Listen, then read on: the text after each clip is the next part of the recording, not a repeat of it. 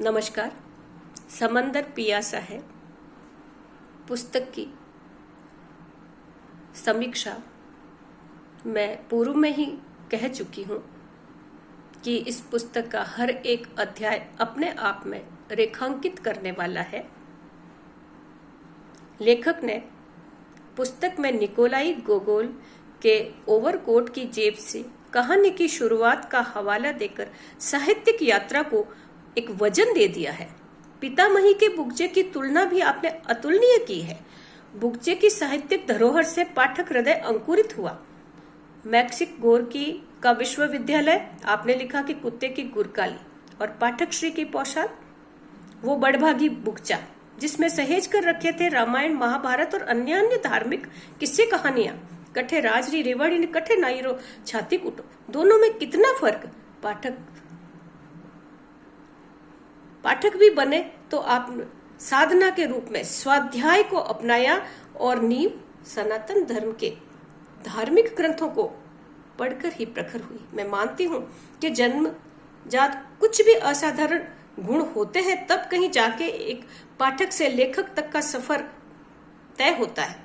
अंतस की तड़पड़ाहट, अंतस की तड़फ, जिज्ञासा, कशिश उस सफर को अंजाम देते हैं। आज तक जो पढ़ा है, जाना है कि सभी महापुरुषों में विशेषता यह होती है कि वे बचपन से सीधी राह कभी नहीं चलते, स्वयं ही एक दिन खुद के भाग्य निर्माता बनते हैं। बड़े होकर अपने कारनामों को बखान भी खुलकर करने में कभी संकोच नहीं करते, क्योंकि तब तक वे समाज के लोकनायक अथवा श्रेष्ठ नागरिक का पद ग्रहण कर चुके होते हैं। समर्थ को नहीं दोष कुशाई। सिनेमाघर का सफेद पर्दा गुरु था। सफेद कैनवास पर महान लेखक बिच्ची के प्रभामंडल की किरणों से उत्पन्न परमाणु, साहित्यिक परमाणु जो प्राप्त हुए, वे उत्तरोत्तर मूल, ब्याज और मिश्र, फिर चक्रवर्ती में परिवर्तित होते चले गए। इसी पुस्तक के पृष्ठ 11 पर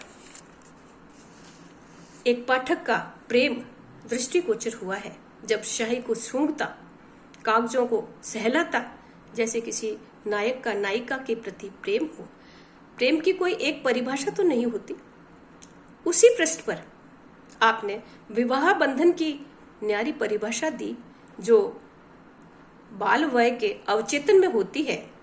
आपने अपना विवाह होना तो लिखा, उसके उपरांत लापता कहानी का इतना जिक्र किया, कई जगह पढ़ा गया। लापता का उदाहरण दिया स्वयं के लिए। मैं लेखक से पूछना चाहूंगी कि विवाह चाहे अबोध अवस्था में हुआ, वाह में वी उपसर्ग के साथ कुछ और भी जुड़ा होगा। मैं तो ये कहना चाहूंगी कि यारानगी में विवाह की बात न होती तो ज्यादा अच्छा था। संपूर्ण रामायण में मर्यादा पुरुषोत्तम राम ही बने रहे, सीता का कहीं नाम तक नहीं। जिस सीता ने जीवन संगिनी बनकर वनवास में राम का साथ दिया था, जिसने जीवन दायित्वों को, सामाजिक सरोकारों को आपके नाम पर निभाया और आपको केवल पाठक ही बने रहने दिया, और आज आप लेखक भी बन चुके हैं। उनका त्याग एक बार भी कहीं महिमा मंडित न होता, पर स्थान तो पाता। जब सीता ही स्मरण न आए तो लव कुश का अस्तित्व ही कहां। इसी पुस्तक के पृष्ठ संख्या 102 पर दिवंगत दादीसा का जज्बा तो था, यह प्रमाणित भी हुआ कि उनकी बात तो आई। यह शीर्षक पढ़कर रुचि जागृत हुई कि क्या लिखा होगा। आपने उनके लिए लिखा कि वे हठ योगिनी की तरह खड़ी हो गई कि आपाना में मने जगह दे। फिर से मेरी जिज्ञासा बढ़ी। दादीसा की बात में भी स्मरण तो अविस्मरणीय यात्रा को ही किया गया था। हाँ, वो घटना दादीसा के साथ जुड़ अवश्य गई थी। पृष्ठ संख्या 104 पर उनके प्रति कुछ संवेदना के भाव प्रकट जरूर हुए थे, पर मृत्यु भी किसी की अ वेरी हैप्पी डेथ हो सकती है, यह भी इसी पुस्तक से मैंने जाना, सच भी माना। सर्वत्र वही यात्रा संस्मरण, जम्बू यात्रा, सीपी साहब, गांग्या, वासुदेव सर्वम की तरह। पुस्तक निश्चय ही अपने आप में बेजोड़ है। दादी सा का जज्बा तो बस नाम थारो काम मारो बनकर रह गया था। ठीक भी है, हाथी के पैर में सब आ जाते हैं। इस वाक्य की तरह उनका नाम आया तो सही। बापू, डेविल, सीपी साहब, उनके कई पर्याय, कई विशेषण पुस्तक में पढ़ने को मिले। उनके बहुभाषाविद होने की पहचान भी आपने ऐसे कराई जैसे कृष्ण की गोपिकाएं। पृष्ठ संख्या 102, पृष्ठ संख्या 104 पर बियर की मनोहार, जिसे पाकर पीकर व्रत बिज्जी के जो जानकार थे, उनमें एक यौवन का संचार हो उठा था। कैसे बूढ़े की मौत पर जश्न मनाया जा रहा था। हो न हो वंशानुगत भाव कहीं अंतस के कोने में गड़े रहते हैं। आपको एहसास हुआ उसका।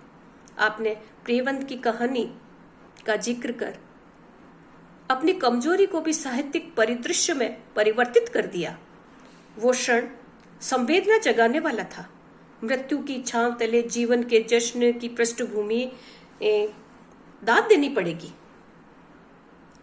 आपके लेखन की। आपकी गहन संवेदनाओं को दाद देनी पड़ेगी। पाठ लेखक की लेखनी, लेखन कला एक शब्द निर्झर सी, गंग तरंग सी प्रवाहित होती है। इसी पुस्तक के पृष्ठ संख्या 108 के शीर्षक से फिर एक बार मन आशंकित हो उठा। आपकी लेखनी धन्य है, समझ नहीं पाती कि सारी बिच नारी है कि नारी बिच सारी है कि नारी की ही सारी है कि सारी की ही नारी है। कुछ ऐसा ही प्रतीत हुआ। यात्रा वृत्तांत में आपने एक स्थान पर लिखा कि बहिर यात्रा न होकर वह एक अंतर यात्रा थी। वह अपने आप में गंभीर विषय था। विचारों की गंभीरता, विचारों की गहनता। पृष्ठ संख्या 108 पर ही गोपाल माथुर के संबंधों में जो मनोमालिन्य व गलत फहमी की वजह से जो व्यवहार में आई कटुता की बात भी कही गई है, वह भी अंतर्मन का प्रेम ही था। मित्रता के भाव में जो कहा गया है कि गोपाल कलंगी है, शिवत्व मोरपंख, जब वह गिरा तो शव शेष रह गया। शक्ति के बिना शिव भी शव ही है। किस प्रकार आपने प्रेम का पक्ष रखा।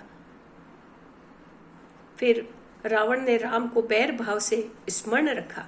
मानस की चौपाई भी ऐसी ही कुछ है, जिसका भाव भी यही है कि मैं बैर भाव से ही सही, पर उस परम पिता को याद कर उसकी शरण में जाऊंगा, अर्थात ईश्वर ही अंतिम आश्रय है। ठीक मित्रता में उस भाव को देखा जा सकता है कि वही एकमात्र मेरा है, जिसे पाकर मैं पूर्णता को प्राप्त होऊंगा। उसे उस रूप में समझना चाहिए। बुगचे से पड़ी हुई महाभारत का आंशिक रूप यहाँ मुझे नजर आता है।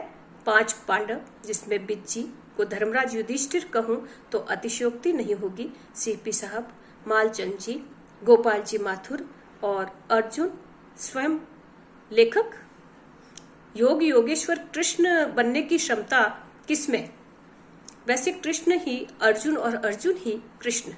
जिस रूप में आपने प्रत्येक वस्तु का साहित्यिक विश्लेषण किया है, तो कृष्ण तो सूक्ष्म शरीर है, निराकार है। आत्मा सो परमात्मा सब में विराजमान है। अर्जुन पर कृष्ण की कुछ विशेष कृपा है। वे सखा, इष्टदेव, सारथी रूप अनेक रूपों में उनके साथ है।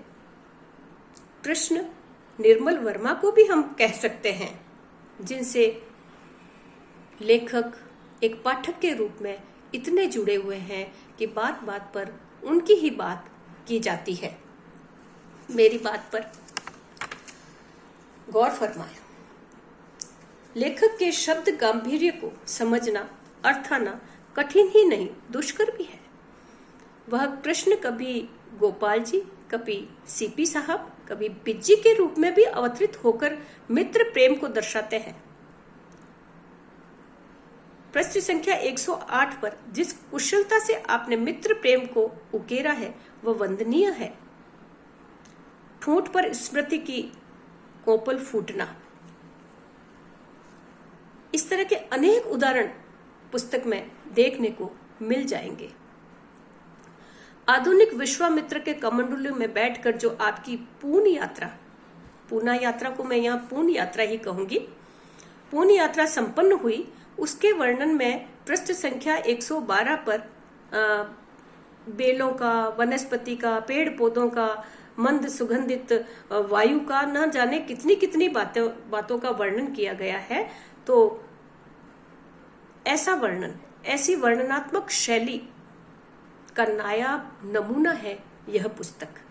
नमस्कार।